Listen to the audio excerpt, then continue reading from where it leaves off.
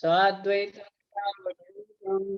परिजन सहितं कृष्ण चैतन्य देवं श्री राधा कृष्ण पदान् सगण ललिता श्री विशाखान्वितांश्च अज्ञानतिमिरान्धस्य ज्ञानञ्जनशलाकया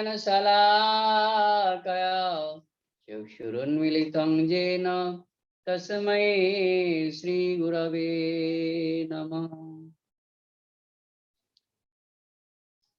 वन्दे गुरुपाददन्दं भक्तबिन्दसमान्वितं श्रीचैतन्यप्रभुं वन्दे नित्यानन्दसहोदितं श्रीनन्दनन्दनं वन्दे राधिका चरणद्वयं गोपीजनसमयुक्तं बृन्दावनमनोहरम्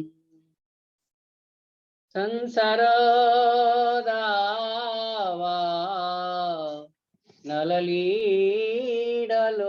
नललीडलोक प्राणायकारुण्या गणगण प्राप्तसकल्याण गुणार्णवसा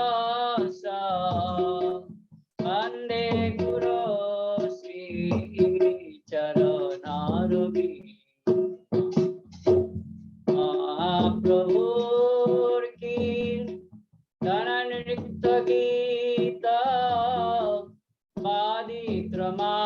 पादिक्रमादान मनसरसेन रोमाञ्चकं पश्रु तरङ्गभाजु वन्दे गुरो श्रीचरणारविन्दं वन्दे गुरो श्रीचरणारविन्दं वन्दे गुरो श्रीचरणारविन्दं श्रीविग्रहारा धननृत्तनाना सिंगारतां मां निरमार्जनादो युक्तस्य भक्तं च निजुञ्जतोऽपि वन्दे गुरो श्रीचरणारविन्दं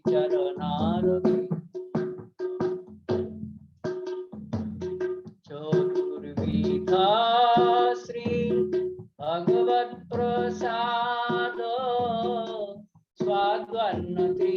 स्वाद्वन्नतीर्थान् हरिभक्तसङ्गान्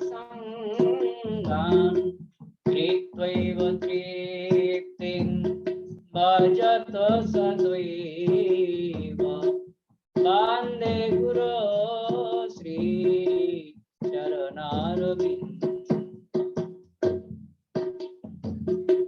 वन्दे गुरो श्रीचरणारविन्दं वन्दे गुरो श्रीचरणारविन्दं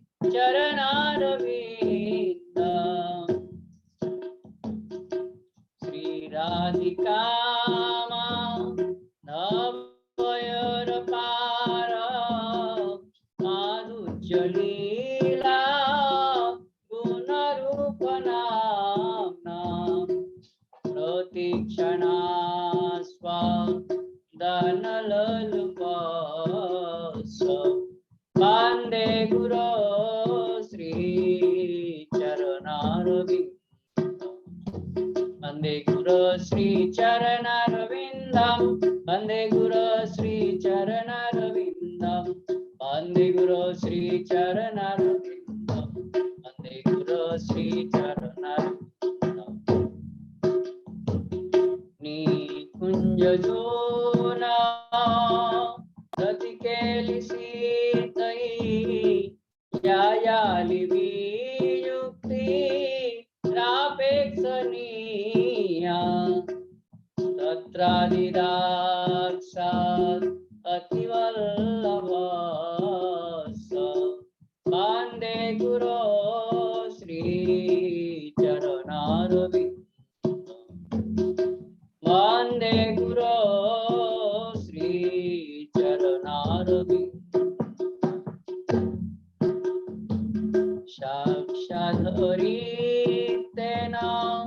समस्त शास्त्रैः प्रोक्तस्तथा वा अतदेव सद्भिः किन्तु प्रभुर्च प्रिय एव तस्य वन्दे गुरो श्री चरणारविन्दम् वन्दे गुरो श्री चरणारविन्दम् वन्दे गुरो श्री चरणारविन्दम् वन्दे गुरो श्री चरणारविन्दम् वन्दे गुरो श्री चरणारविन्दम् यश प्रसादं भगवत् प्रसादो यश प्रसादं नगति कुतोऽपि जयं स्तुवंस्तस्य यशस्त्री सत्तं वन्दे गुरो श्री चरणारविन्दम् वन्दे गुरो श्री चरणारविन्दम् वन्दे गुरो श्री चरणारविन्दम् श्रीमद्गुरोरस्तकमेतदुच्चैः ब्राह्मे मूर्ते पठति प्रजानात् यस्ते न वृन्दा वर्णनात् देवैव लभ्य जनसन्तवे वन्दे गुरो श्री चरणारविन्दम् वन्दे गुरो श्री चरणारविन्दम् वन्दे गुरो श्री चरणारविन्दम् वन्दे गुरो श्री चरणारविन्दम् वन्दे गुरो श्री चरणारविन्दम् वन्दे गुरो श्री चरणारविन्दम् गुरुदेव जय गुरुदेव गुरुदेव जय गुरुदेव कृपां कुरु मां कृपां कुरु मां कृपां कुरु। प्रभु जी मैं एक बार आपको म्यूट करके अनम्यूट कर रहा हूँ।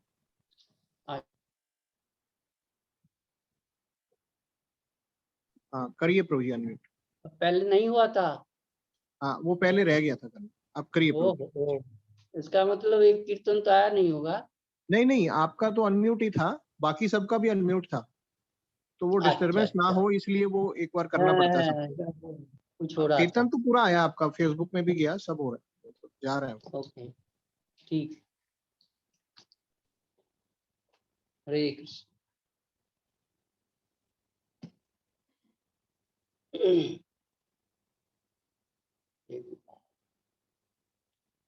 माधव बहुतमी नति करीतो माधव बहुतमी नति करीतो दे तुलसी तिला देह समर्पिलो दे तुलसी तिला देह समर्पिलो दया जनी नाचर विमान माधव बहुतमी नति करीतो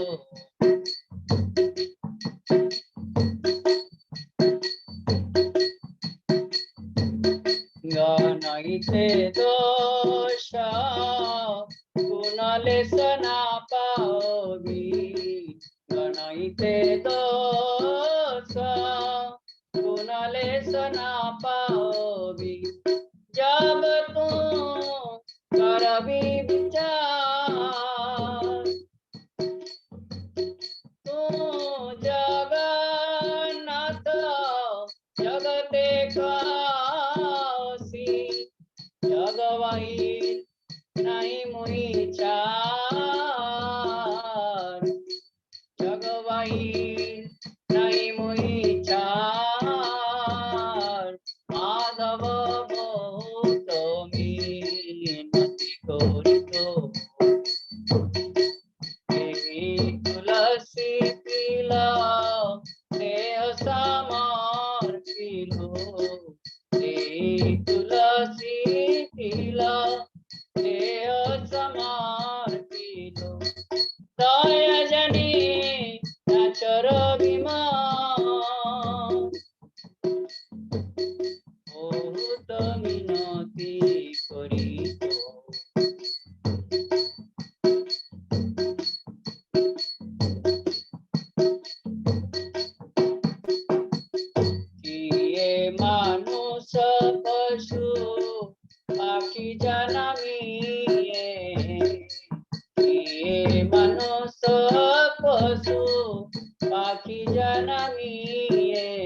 अथवा कीट पतंगे अथवा कीट पतंगे कर्म विपाके गति पुनः पुनः कर्म विपाके गति पुनः पुनः मतिरहु तुआ पर संगे मतिरहु तुआ पर संगे माधव बहुत मीनति करित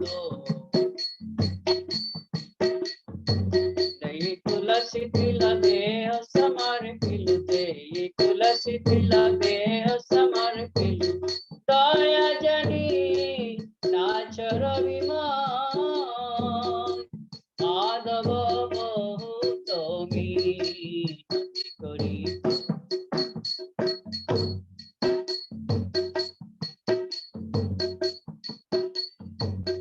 धनहि विद्यापति अतिशय कातर धनहि विद्यापति अतिशय कातर करहिते भव सिंधु करहिते भव सिंधु तुआ पद पल्लव करियावलंबन तुआ पद पल्लव करियावलंबन तिलक देह दीन बंधु तिलक देह दीन बंधु माधव बहुत मीनति करित देहि तुलसी तिला देह समर्पिलु देहि तुलसी तिला देह समर्पिलु दया जनि नाचर विमान माधव बहुत मीनति करित राधा माधव जय राधा माधव जय राधा माधव जय राधे जय कृष्णा जय राधे जय कृष्णा।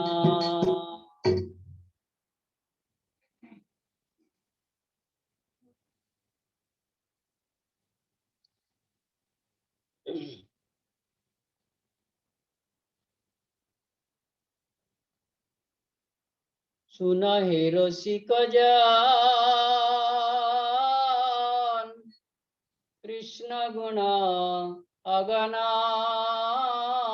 अगनान सुन हे रसिक जन कृष्ण गुण अगनान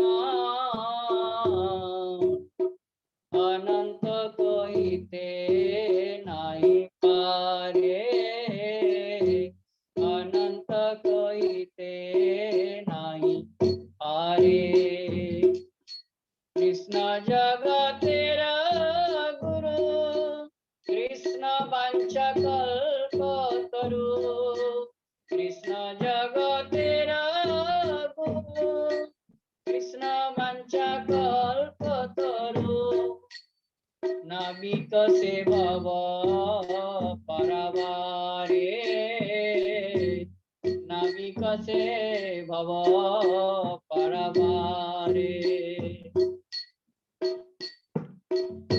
हृदय पीड़ित जार कृष्ण चिकित्सक तार हृदय पीड़ित जार कृष्ण चिकित्सक तार भवरोग नासिते चो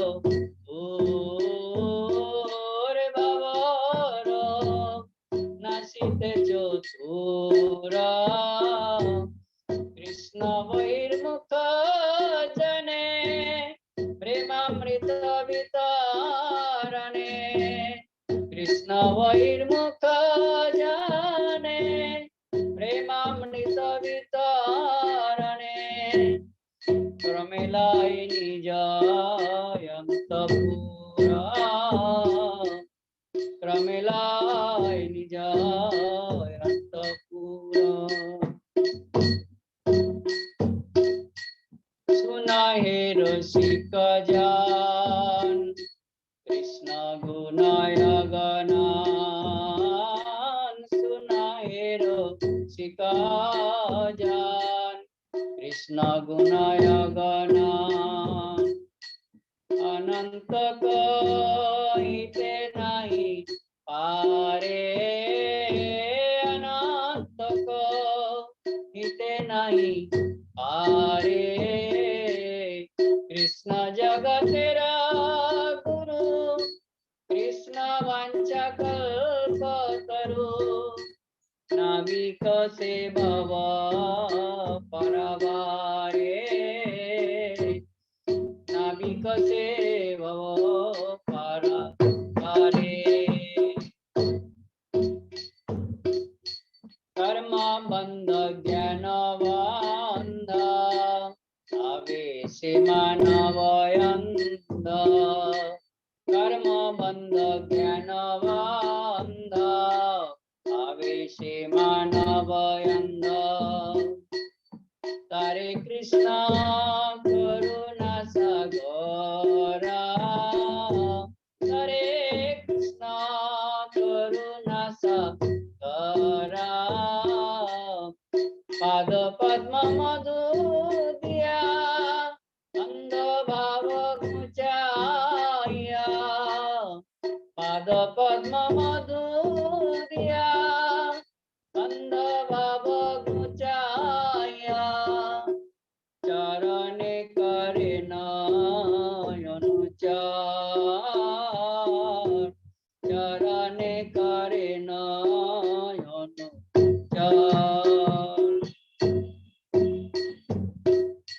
विधि मार्ग रत जाने स्वाधीनता रत्न दाने राग मार्गे करान प्रवेश राग मार्गे करान प्रवेश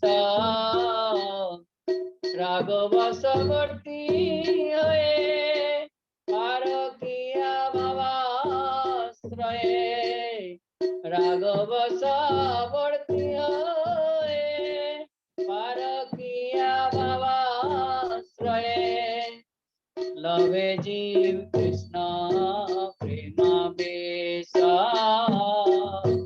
लवे जीव कृष्ण प्रेम बेसा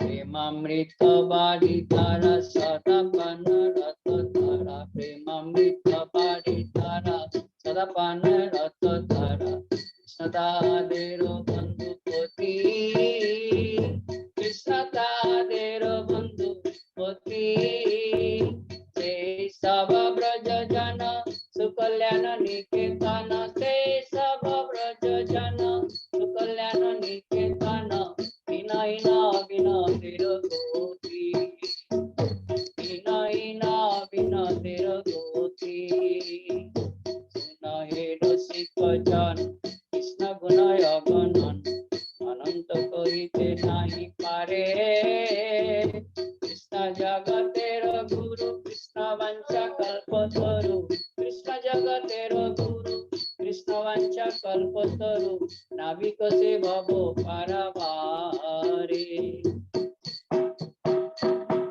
राधे जय कृष्ण जय राधे जय कृष्ण जय राधे जय कृष्ण जय राधे जय कृष्ण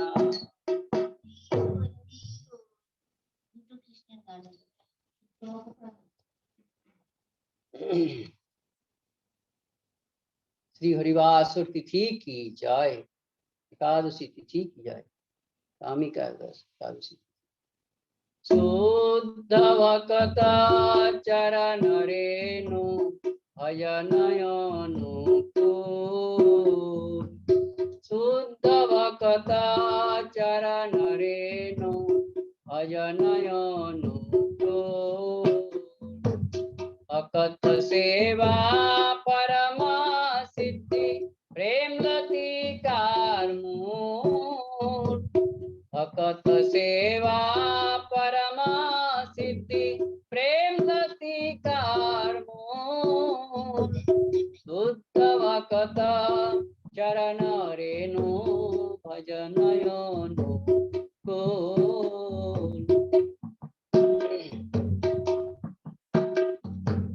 माधवती भक्ति जननी जतने पालन करी माधवती भक्ति जननी जतने पालन करी कृष्ण वसती वसती बोली परमयादरे बोरी शुद्ध भक्त चरण रेणु भजनयनु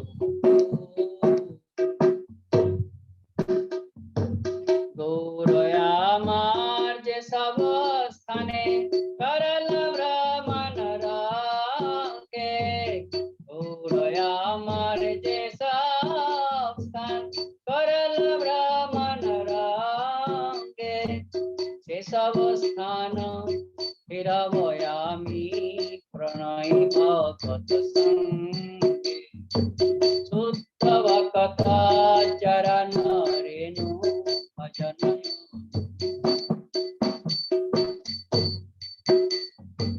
मृदंगवाद सुनिते मन अवसर सदा जाते मृदंगवाद सुनिते मन अवसर सदा जाते गौरवीत कीर्तन सुनी आनंदेरी दयनाते गौरवीत कीर्तन सुनी आनंदेरी दयनाते शुद्ध भक्त चरण रेणु भजन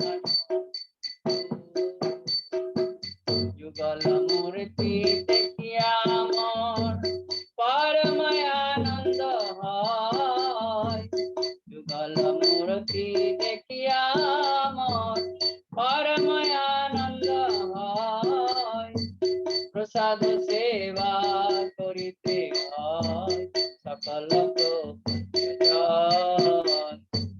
शुद्ध भक्त चरण रेणु भजनयनु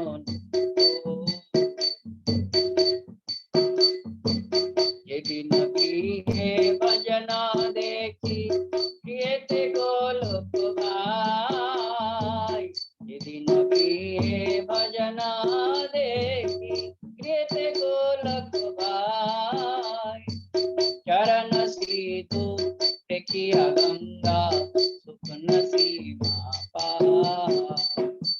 शुद्ध भक्त चरण रेणु भजनयनु भक्त सेवा परम सिद्धि प्रेम लतिकार भक्त सेवा परम सिद्धि प्रेम लतिकार शुद्ध भक्त चरण रेणु भजनयनु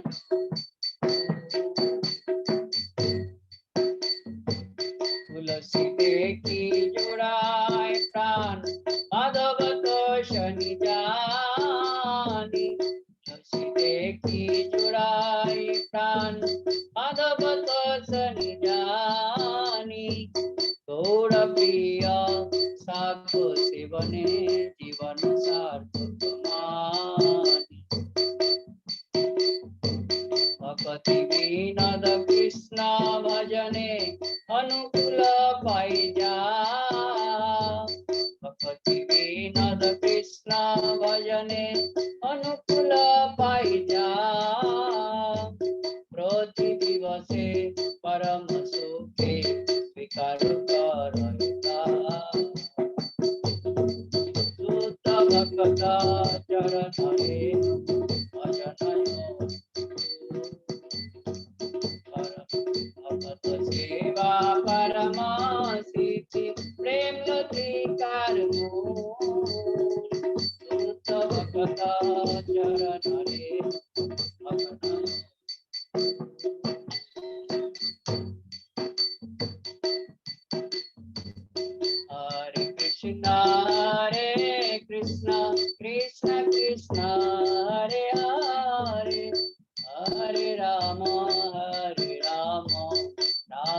राम हरे हरे हरे कृष्णा कृष्ण कृष्ण हरे हरे हरे राम राम राम हरे हरे हरे कृष्ण कृष्ण कृष्ण हरे हरे हरे राम राम राम हरे हरे हरे कृष्ण कृष्ण कृष्ण हरे हरे हरे राम राम राम हरे हरे हरे कृष्ण कृष्ण कृष्ण हरे हरे हरे राम राम हरे हरे निताय गौर हरि बोल हरि बोल हरि बोल हरि बोल निताय गौर हरि बोल हरि बोल हरि बोल हरि बोल। दंडवत प्रणाम प्रभु जी। धन्यवाद प्रभु हरिदास प्रभु की जय। हरे दंडवत कृष्ण प्रणाम प्रभु जी।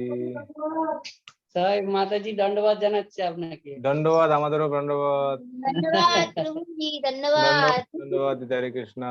धन्यवाद धन्यवाद प्रणाम। प्रणाम। दंडवत प्रणाम प्रभु जी, हरे कृष्णा।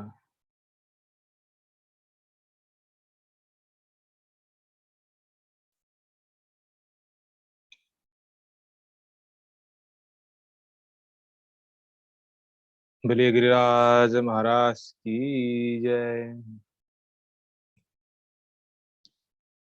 गुरवी गौरचंद्राय राधिकाय तदालय कृष्णाय कृष्ण भक्ताय तद्भक्ताय नमो नमः। नमं विष्णुपादाय श्रीकेशव प्रियात्मने श्रीमद्भक्ति वेदांत वामनयेति नामिने। नमं विष्णुपादाय आचार्य सिंहरूपिणी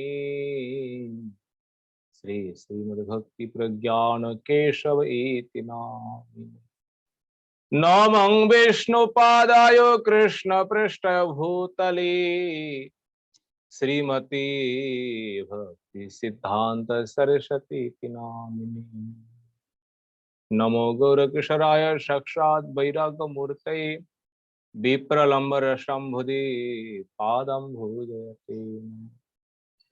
नमो भक्ति विनोदाय सच्चिदानंद नामिने गौरशक्ति स्वरूपाय रूपानुगवराय गौराविर्वा भूमि स्तम निर्दिष्ट सज्जन प्रिय वैष्णव सार्वभौम श्री जगन्नाथ वांछा कल्पतरुभ्यश्च कृपा सिन्धुभ्यैव च पतितानां पावनेभ्यो वैष्णवेभ्यो नमो महावदन्याय कृष्ण प्रेम प्रदायते कृष्णाय कृष्ण चैतन्य नाम्ने गौरतिसे। हे कृष्ण करुणा सिंधु दीनबंधु जगत्पति गोपेश गोपिका कंत राधा कंत नमोस्तुते। तप्त कांचन गौरांगे राधे वृंदावनेश्वरी वृषभानुसुते देवी प्रणमामि हरिप्रिये। महाम्भोधस्तिरी कनकरुचिर नीलशिखरे वसन प्रासदंत सहज बलभद्रेन बलिना सुभद्रा मध्यस्थकल सुरसेवावसरदो जगन्नाथ स्वामी नयन पथगामी भवतु मे। हंताय मद्रबला हरिदास वर्जो यत राम कृष्ण चरण स्पर्श प्रमोदो मानं तनति सहो गोगनस्तैयत् पानीय सुजब सकंदर कंदमूलै गोवर्धन जयति शैलकुलाधिरायो यो गुपिका भृदितो हरिदास वर्ज कृष्णेन सक्रमक भंग कितार से सप्तहमश्य करपद्मतले अवास सप्तहमेवाच्युत हस्त पंकजे भृंगायमानं फलमूलकंदरे संसेव्यमानं हरिमात गोवर्धनार्दिं शिलाशं नमामि वृंदायितलसिदवै प्रियाय केशवस्य कृष्ण भक्ति प्रतिदेवी सत्यवत्यै नमो नमः श्री कृष्ण चैतन्य प्रभु नित्यानंद श्री अद्वैत गदाधर गौर भक्त बिंद बलिय हरे कृष्ण कृष्ण कृष्ण हरे हरे हरे राम राम राम हरे हरे निताय गौर हरि हरि बोल। सर्वाग्र बंदे गुरुपाद पद्म जगत गुरु नितला विष्णु विष्णुपाद अष्टोशत श्री श्रीमद भक्ति वेदांत श्री वामन गोस्वामी गुरु महाराज जी के शरण कमल में ए दास अधम का साष्टांग दंडवत प्रणाम। तत्पश्चात मदीय शिक्षा गुरुपाद पद्म परम पूजनीय परम मननीय श्री गोवर्धन दास बाबा जी महाराज जी के चरण कमलों में ए दास अधम का दंडवत प्रणाम। समागत भक्त बिंद समागत मातृबिंद आप सभी के चरणों में ए दास अधम का यथा युग दंडवत प्रणाम। आज हरिवासर तिथि है।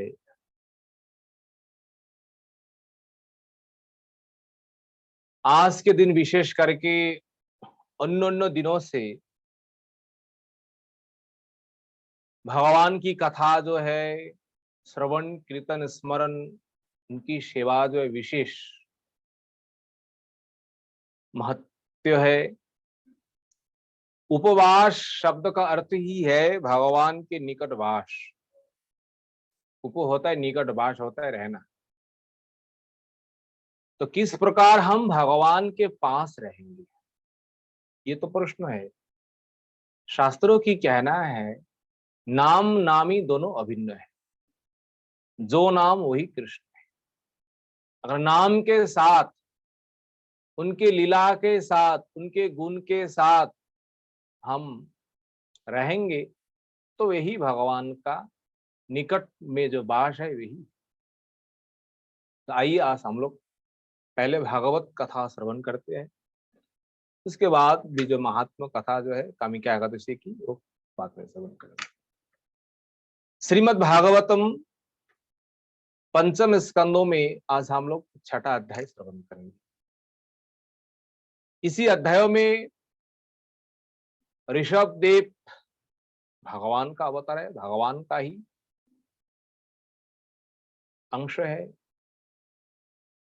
तो प्रभु जो लीला कर रहे हैं एक प्रकार तो जीव कल्याण के लिए, पर ऐसा भी जीव है वो उनका जो यथार्थ स्वरूप जो है ना, उन स्वरूप को नहीं पहचान पा रहा है। ऋषभ भगवान संसार के लिए क्या देना चाह रहे हैं, जिनकी जैसी स्वभाव है, सुकृति है, वो इस प्रकार कर्म कर रहे हैं, इस प्रकार ग्रहण कर रहे हैं। इसलिए अध्याय में हम लोगों ने श्रवण किए ऋषभ भगवान के सामने सब कुछ आए, ऐसा कोई रिद्धि सिद्धि बाकी नहीं है, पर ऋषभ भगवान ने कुछ स्वीकार किया ही नहीं। कारण क्या है? उन्होंने केवल यही मान लिया है भगवत सेवा करना है, भगवान का भजन करना है, भगवान का नाम प्रचार करना है। इन रिद्धि सिद्धियों को लेकर हम क्या करें? वही प्रश्न इसी अध्याय में परीक्षित महाराज जी कहते हैं सुखदेव गोस्वामी से। क्या कहते हैं परीक्षित महाराज? हे गुरुदेव, भगवान ऋषभदेव आत्माराम परम ज्ञानी थे, उनके लिए कोई दिक्कत है नहीं। कोई भी वस्तु स्वीकार करे, कोई भी वस्तु ग्रहण करे, क्योंकि उन गुण से अतीत हुए हैं, उनके लिए कोई समस्या है नहीं, कोई दोष है नहीं। सिद्धि क्या है, कुछ भी क्या है, उनके लिए कोई बाधा है नहीं। पर बाधा तो नहीं है, उनको तो कोई भी अनिष्ट नहीं कर सकता है, पर फिर भी भगवान ऋषभदेव ने इन रिद्धियों को, सिद्धियों को उन्होंने क्यों स्वीकार नहीं किया, ग्रहण क्यों नहीं किया, इसका कारण क्या है? सुखदेव गोस्वामी कहते हैं, महाराज परीक्षित, तुमने जो कहा ठीक कहा है, उनमें तो समर्थ है। देखिए, एक तो भगवान का अवतार है, भगवान तो कुछ भी कर सकते हैं, भगवान तो कुछ भी दिखा सकते, भगवान में कोई दोष है नहीं, भगवान सर्वसमर्थ है। फिर भी यहां जीव शिक्षा के लिए ऋषभदेव इस प्रकार कुछ लीला करते हैं, केवल हम लोगों के शिक्षा के लिए। परीक्षित महाराज जी से सुखदेव गोस्वामी यही कहते हैं, महाराज आपने जो प्रश्न किया है वो तो ठीक है, पर देखिए ये योगी जन जो है ना, योगी जन कहिए, महात्मा जन कहिए, कई भी विद्वान व्यक्ति कहिए, वो एक तत्व को विश्वास नहीं करते। बोलिए कौन सा तत्व है जी? हमारे भीतर सबसे बड़ा जो चंचल स्वभाव वाला जो है ना, वो कौन है? मन जो है ना, मन को कोई विश्वास नहीं करते हैं। विशेष करके योगी जन, विशेष करके विद्वान जन, ज्ञानी पंडित जन जो है ना, मन को कभी विश्वास करता ही नहीं। ये मन कपटी है, कब क्या करेंगे, कब किस प्रकार रूप धारण करेंगे, किसी को कोई पता ही नहीं चलेगा। इसलिए योगी जन, विद्वत ज्ञानी जन इस प्रकार विषय को स्वीकार नहीं करते, उनमें समर्थ होते हुए भी स्वीकार नहीं करते हैं, क्योंकि मन कब क्या करे इसका कोई पता है नहीं।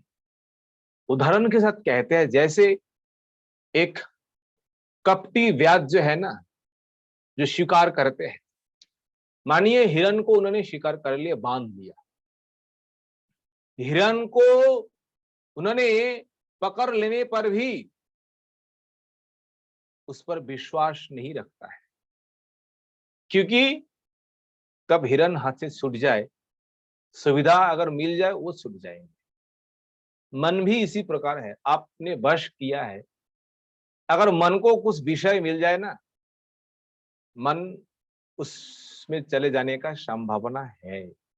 इसलिए विद्वत जन, पंडित जन इन मन को विश्वास करता ही नहीं।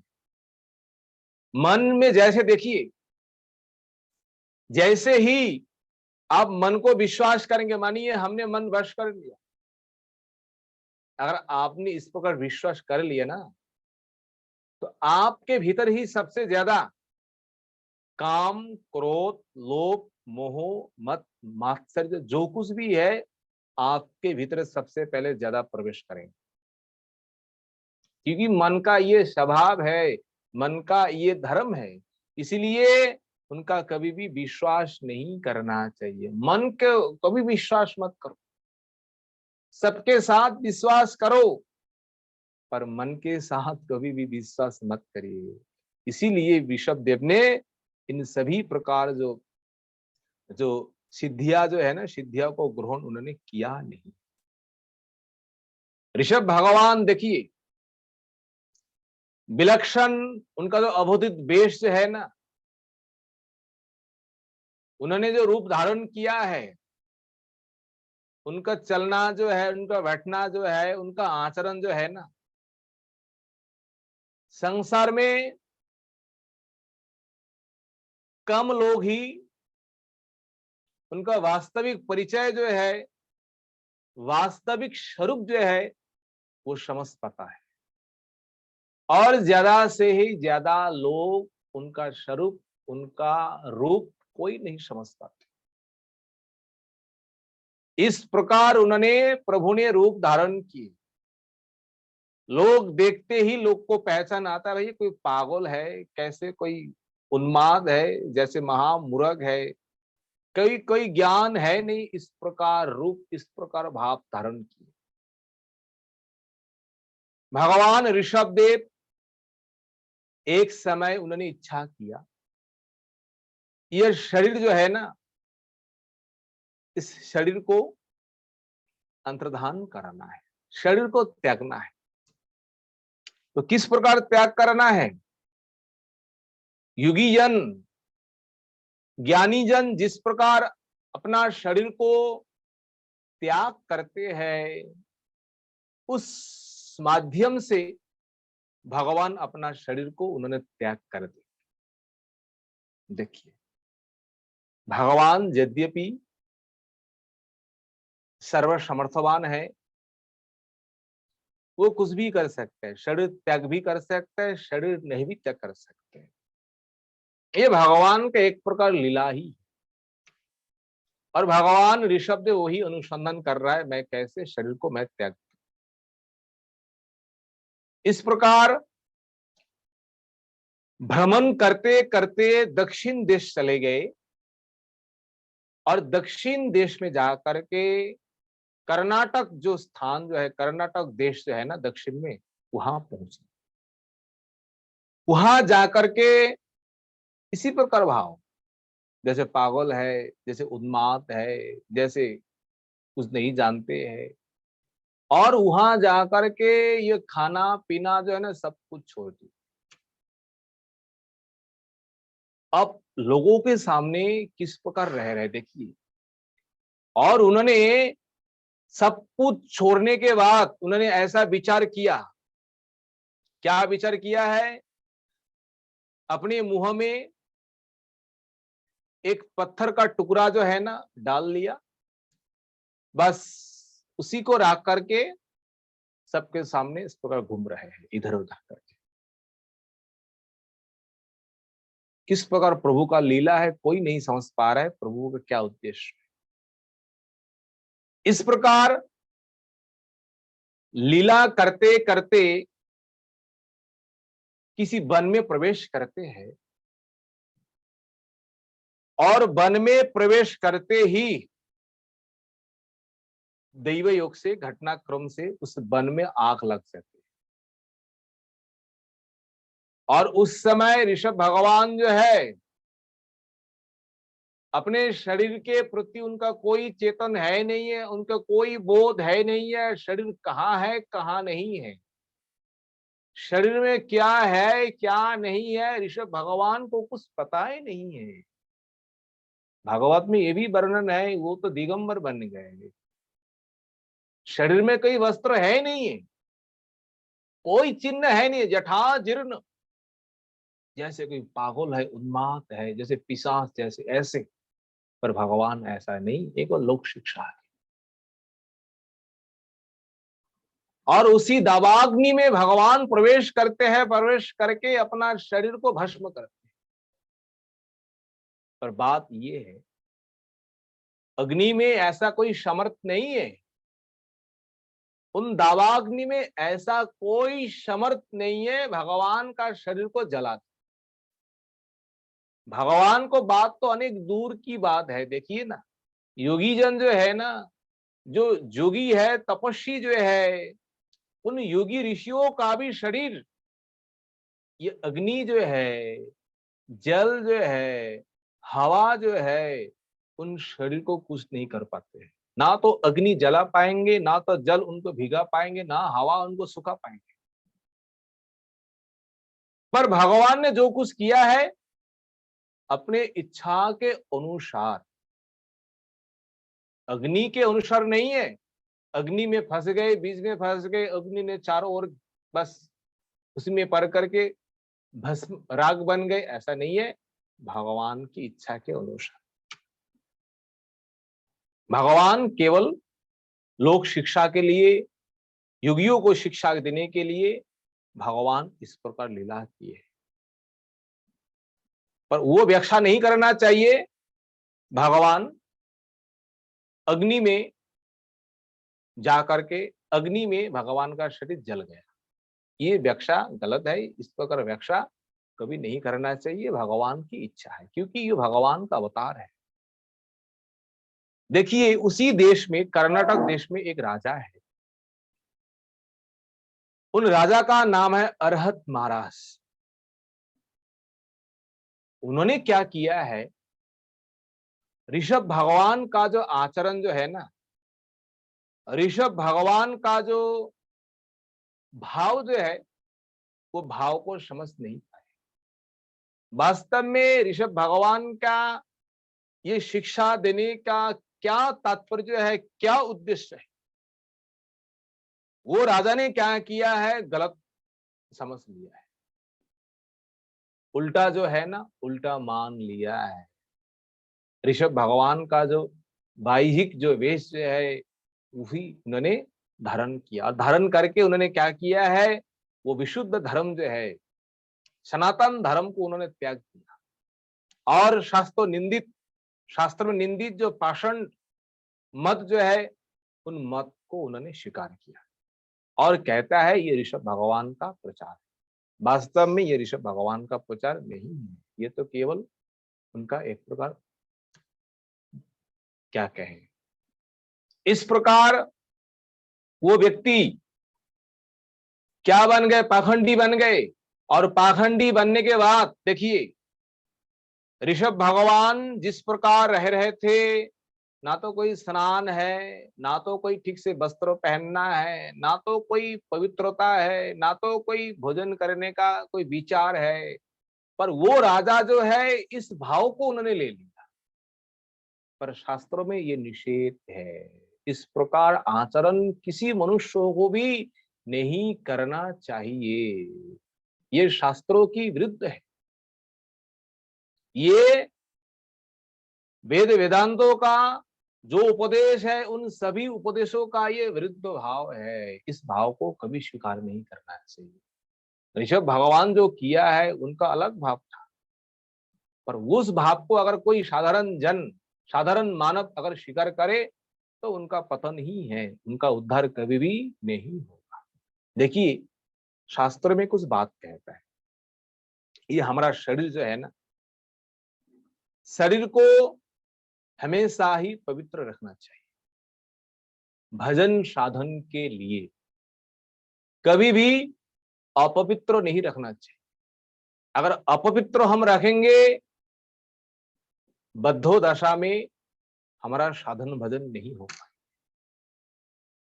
परमहंसी की बात अलग है, जो सिद्धि अवस्था में चले गए उन महात्माओं की बात अलग है, पर जो साधन विधि के अनुगत में है, विधि में अंदर में है, तो उनको तो विधि तो मानना ही पड़ेगा। इसलिए शरीर को पवित्र करने के लिए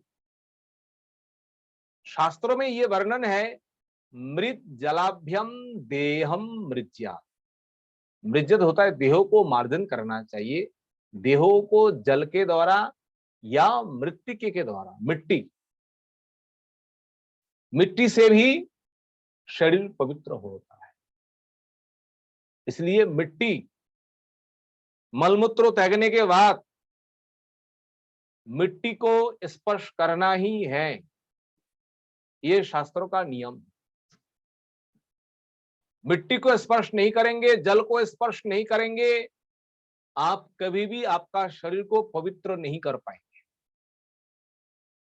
और पवित्रों के बिना आप ना तो भगवान का पूजन जो है, भगवान का मंत्रों का जप जो है, आप कुछ नहीं कर पाएंगे। इसलिए शरीर को पवित्र रखना चाहिए, और उस प्रकार धर्म को हमें स्वीकार नहीं करना चाहिए। ये तो आसुरिक, क्या कहे, आसुरिक जो है, तमोगुनी लोग जो है इस प्रकार धर्म स्वीकार करते हैं। और देखिए, शास्त्र में कहते हैं, मलवत बाशसा न संवदेत। मलवत होता है अत्यंत मलिन वस्त्र जो है ना, मलिन वस्त्रों भी धारण नहीं करना चाहिए।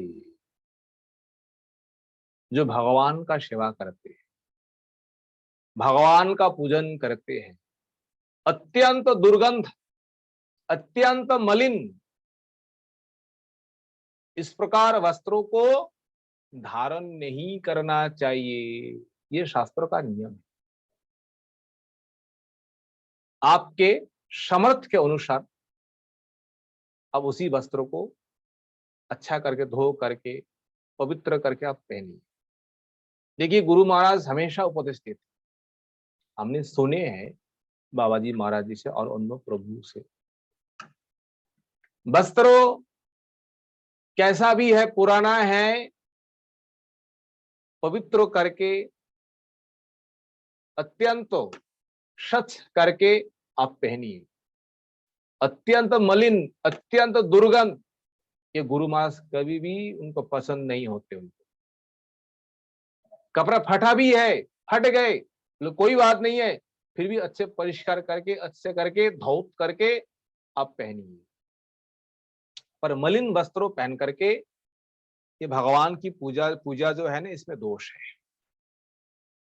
और देखिए विष्णु पुराण में एक लाइन है, श्लोक, उसमें कहते हैं अश्नाताशी मलम भुंक्ते यहा जपी पुयशो नितम। ये दो बात जो है ना, ये विशेष बात है। दो बात क्या है? अश्नाताश, स्नान के बिना आपने सवेरे उठ करके आपने पहले स्नान नहीं किया। पर जो व्यक्ति, ये विष्णु पुराण सात्विक पुराण है, उन पुराण की ये वचन है जी, जो व्यक्ति शरीर स्नान के बिना, धोए के बिना आप कुछ भी भोजन करेंगे ना, शास्त्र कहते हैं वो भोजन मलमूत्र भोजन के समान हो जाता है। क्योंकि हम जैसे रात में हम सो जाते हैं ना, सोने के बाद जब हम नींद चले जाते हैं तो हमारे शरीर के प्रत्येक रोम कूप कूप से भीतर से जो दुर्गंध जो है, जो मैल जो है ना, उससे निकलते हैं। वो पूरे शरीर में जहां जहां छेद है शरीर में, देखिए आंखों से, दांतों से, कानों से, नाकों से, हर स्थानों से कोई न कोई दुर्गंध वहां आकर के जमा रहता है। इसीलिए सबसे पहले जाग करके शरीर जो है मलमूत्रों को त्याग करना, ये अति उत्तम है, उत्तम भक्तों का लक्षण कहा जाता है। मलमूत्र त्याग करके, दंत धावन करके, स्नान करके, फिर आपको जो नित्य नियम करना है उसके बाद करो। नित्य नियम करने के बाद फिर जो आपको भोजन पानी जो है, जो भी व्यवस्था है, वो आप स्वीकार कर सकते हैं। पर स्नान करने के बिना अगर आप भोजन करेंगे, विष्णु पुराण कहते हैं मलम भुंक्ते, मल होता है विष्टा, वो व्यक्ति विष्टा को भोजन करते हैं। और देखिए ऐसा भी व्यक्ति है, स्नान तो करते हैं पर स्नान करने के बाद भोजन करना भी निषेध है। स्नान करने के बाद पवित्र हो करके अगर कोई मंत्रों का जप के बिना ही अजपी, अजपी अर्थात मंत्रों का जप के बिना अगर कोई भोजन करते हैं तो वो व्यक्ति उसी प्रकार मलमूत्र पुयोशो शोणितम, पुयोशोणितम, पुयोशोणित अर्थात जैसे क्या कहते हैं, जैसे वो खून जो है ना, जैसे वो शरीर का जो मलमूत्र के समान भी वो व्यक्ति उसी को भोजन करते हैं। इसलिए स्नान के बिना भोजन और मंत्र जप के बिना भोजन कभी भी नहीं करना है, ये शास्त्रों का निषेध है। ये वाणी हमको मानना पड़ेगा। इसलिए ब्रह्म मुहूर्त में उठ करके सबसे पहले मलमूत्र त्याग, स्नान, दंत धावन, ये हरिभक्ति विलास में स्पष्ट उसमें कहे है सनातन गोस्वामी। ये भी भक्ति का अंग है।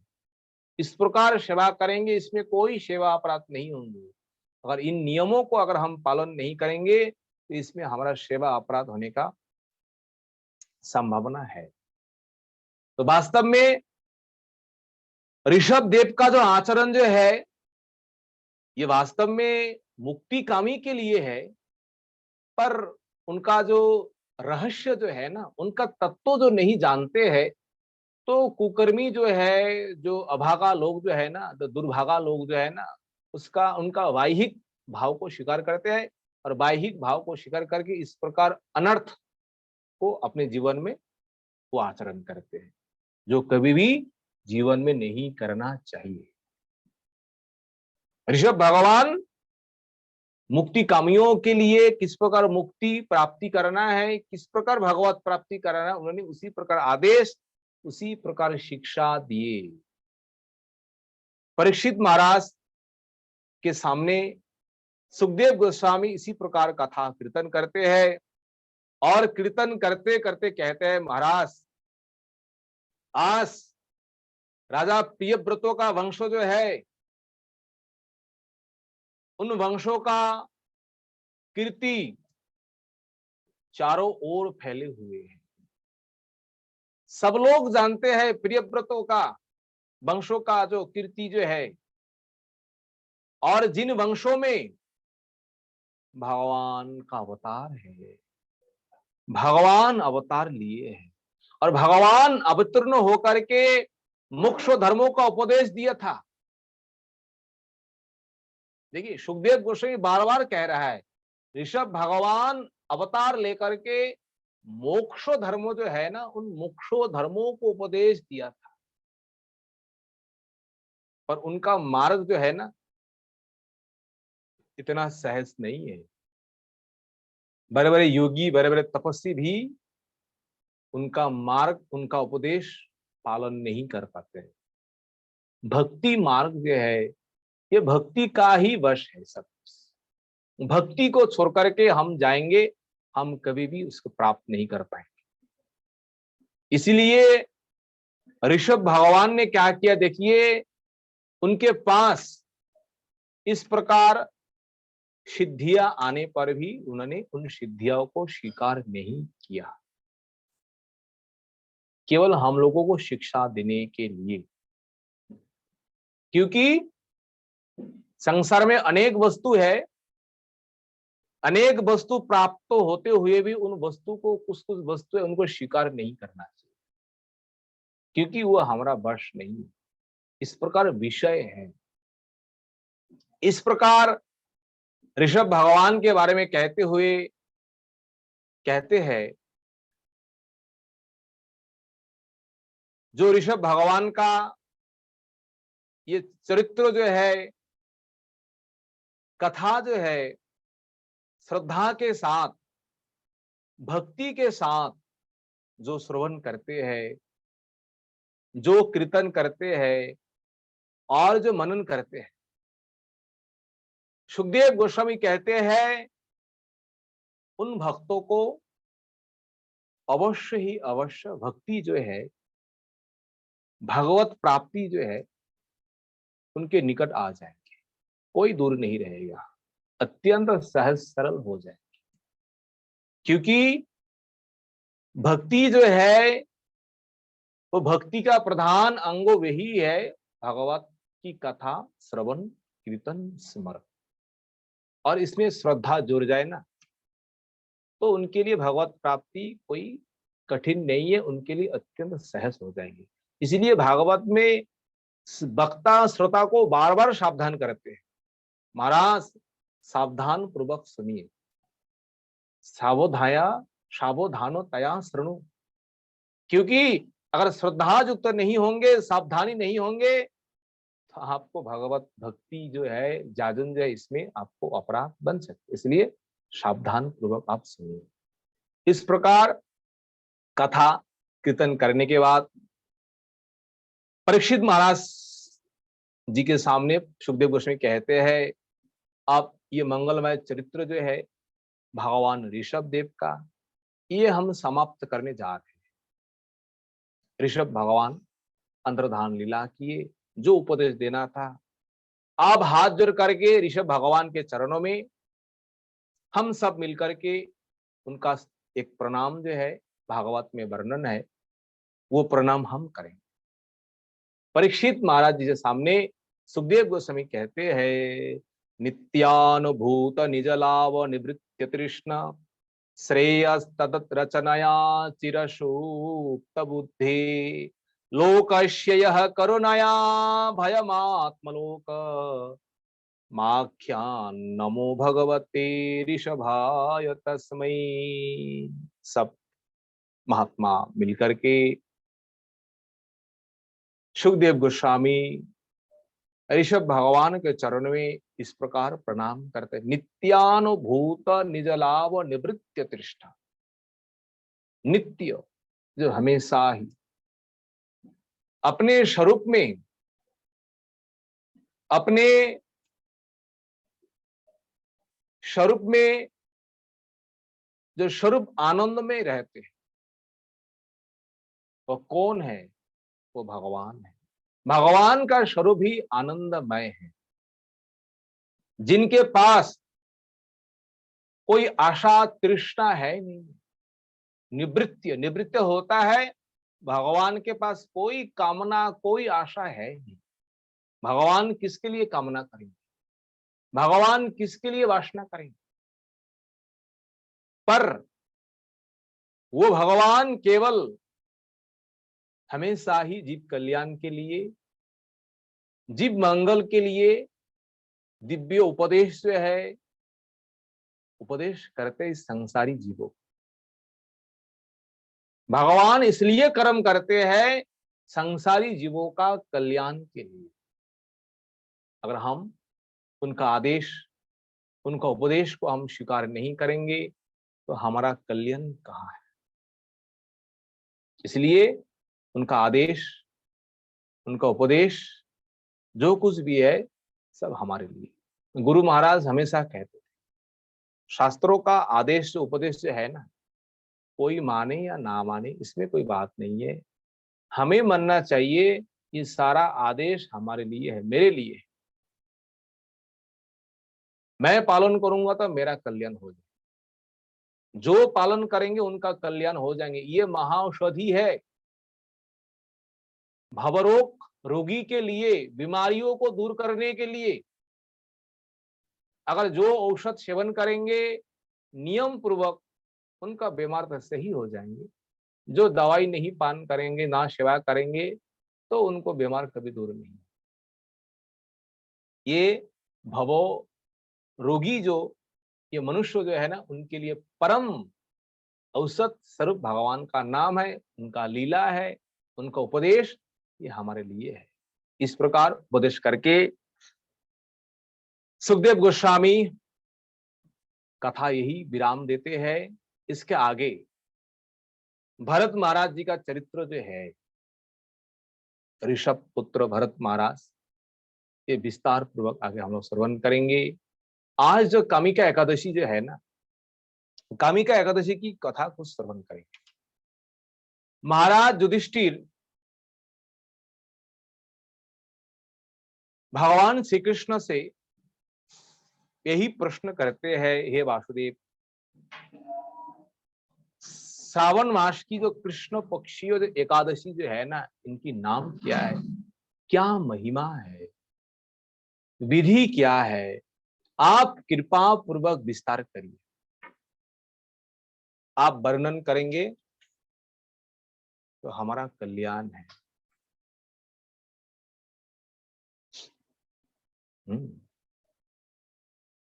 तो जैसे ही युधिष्ठिर महाराज ने प्रश्न किया है,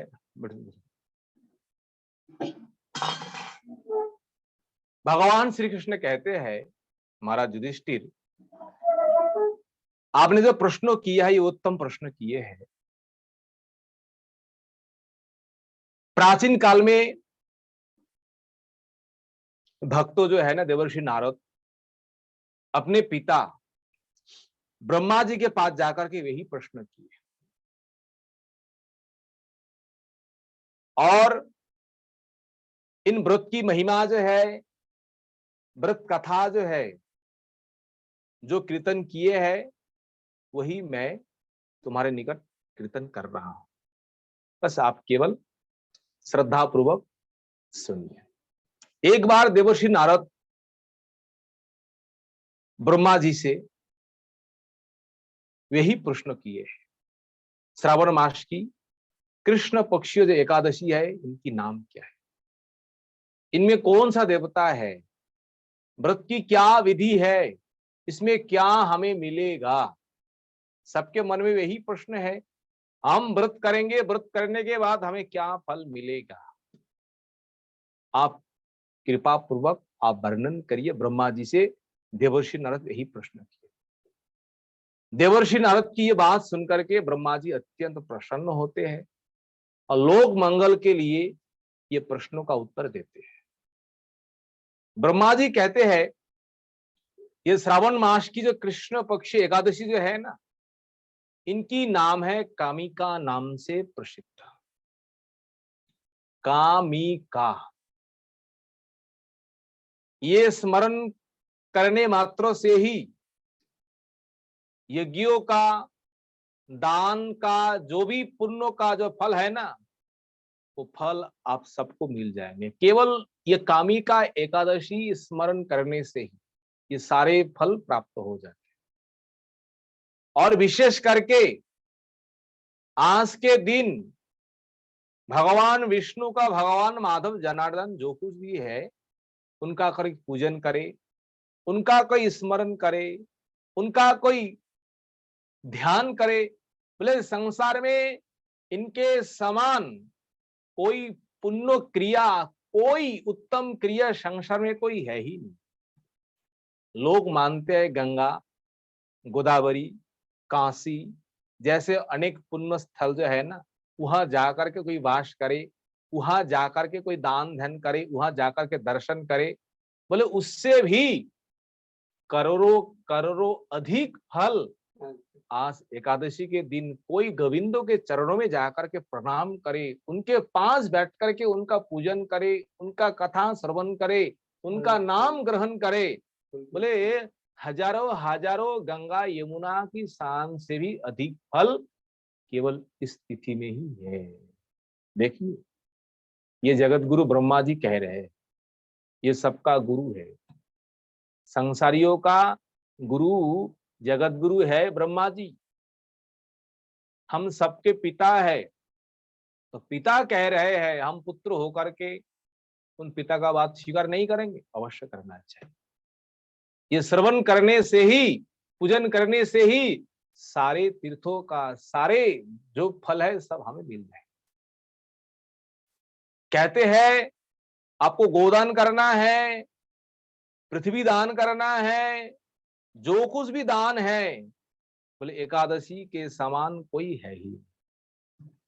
इसलिए वैष्णव जन इधर उधर ना जा करके नियम पूर्वक, निष्ठा पूर्वक एकादशी व्रत को करते हैं। यही है सभी व्रतों का मूल।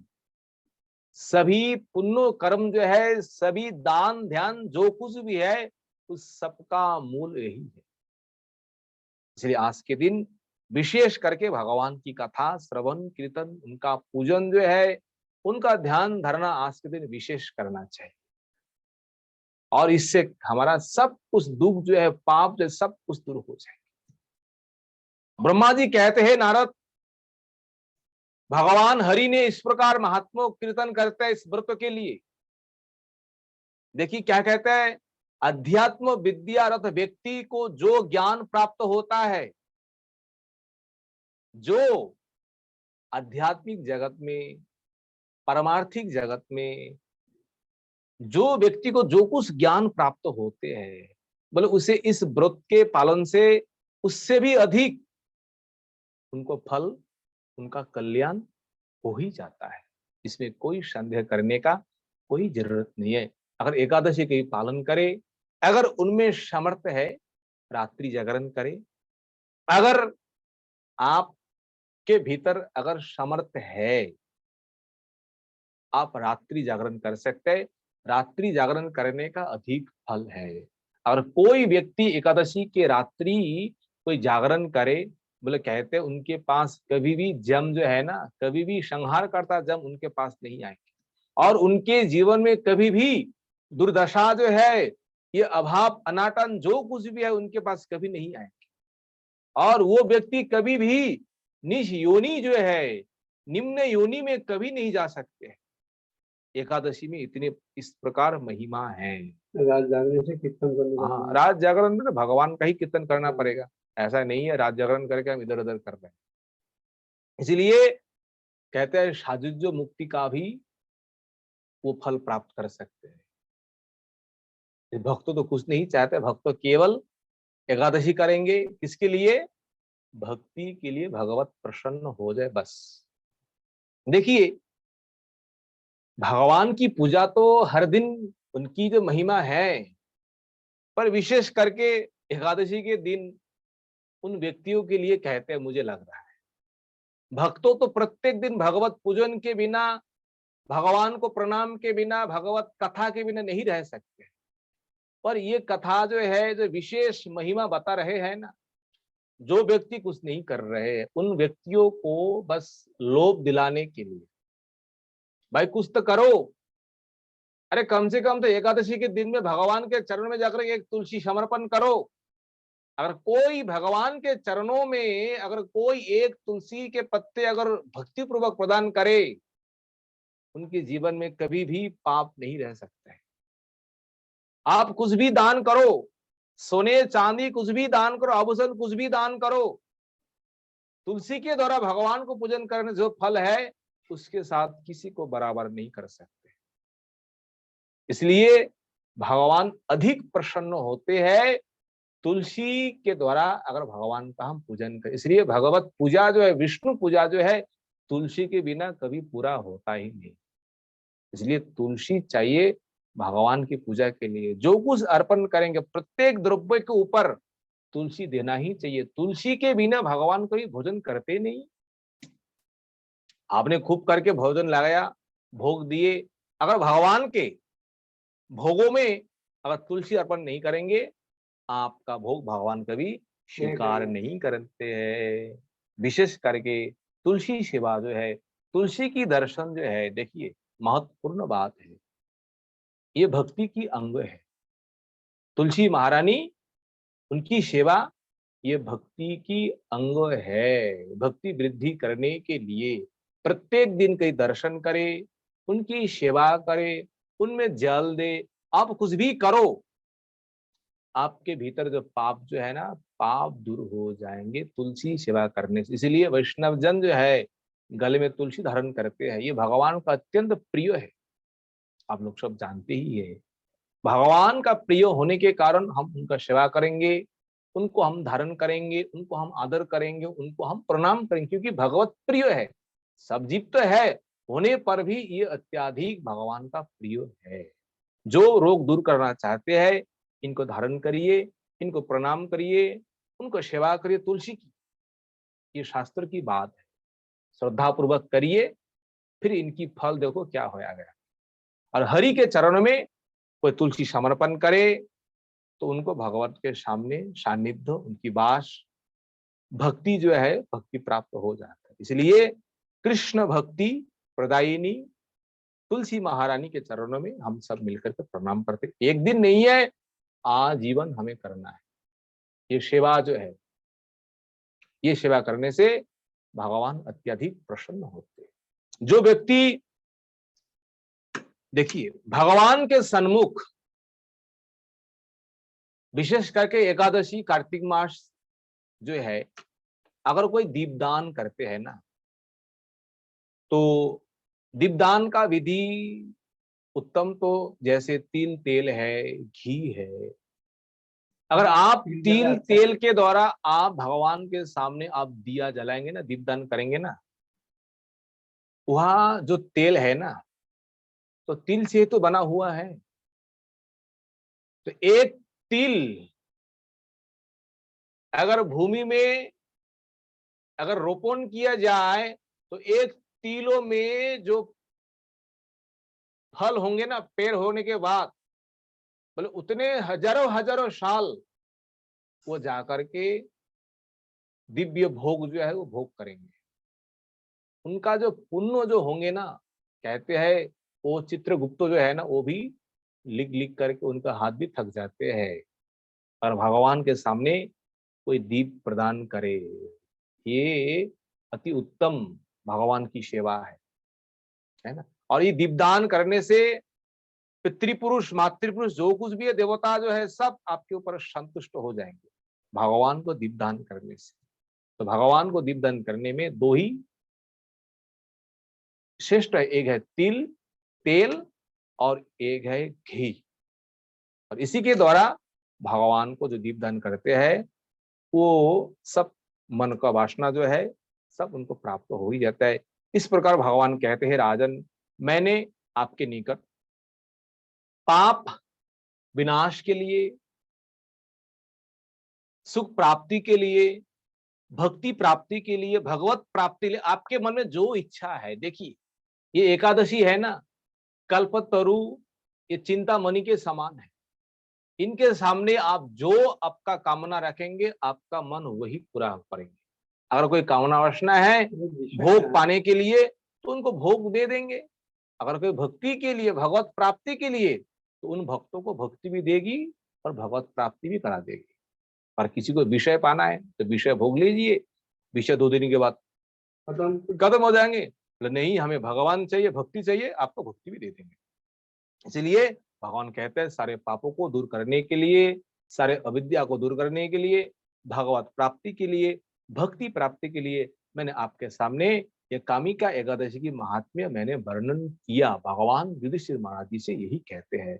इसलिए जो व्यक्ति ब्रह्म हत्या, भ्रूण हत्या, पाप जो है, ये सारे पापों को विनाश और वैष्णव स्थान प्रदायिनी, वैष्णव स्थान अर्थात क्या कहते हैं, वैष्णव स्थान आप वैष्णव शंगो भी कह सकते हैं, विष्णु का स्थान वैकुंठ भी कह सकते हैं। वो स्थान आपको मिल जाएंगे और महापुण्य फल आपको मिल जाएंगे। अगर आपके भीतर कोई कामना वासना है आपको पुण्य फल मिल जाएंगे।